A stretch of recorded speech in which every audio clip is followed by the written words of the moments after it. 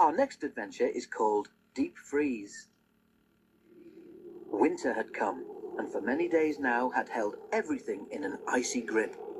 The countryside was frozen hard, trees were white with frost, and icicles hung from bridges and water columns. Mercifully, there was little snow. Too cold for that, thank goodness, shivered James's driver as he and the fireman huddled on the sheltered side of the cab. James had an open footplate, and every day his crew came to work muffled to the eyebrows in scarves and jerseys. Sometimes water columns froze too, and then the engines could not get the water they needed. But this never happened at the works station, and one day, when the frost seemed harder than ever, James's driver stopped him beside the water column there. "We'll give you a good topping up while we can," he said. "There's no telling when we might get some more." James shivered as the icy water cascaded into his tender, but he knew his driver was right. They filled James's tank to the brim because the fireman forgot to tell the driver to turn the tap off. Water overflowed onto James's tender, making him shiver again. "Right," said the fireman, jumping down to the footplate. "Let's be off. I want to warm myself up shoveling coal." "We can't go yet," laughed the driver. "They haven't finished loading the luggage van." "Well, I wish they'd hurry," grumbled the fireman, blowing on his hands. "I'm frozen from standing on that tender." All engines have a tap called an injector.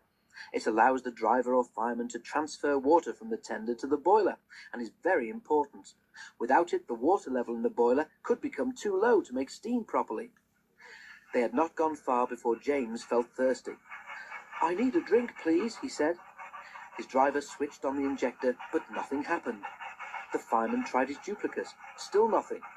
"I've got such a pain," groaned James. "Your injector's failed," said his driver.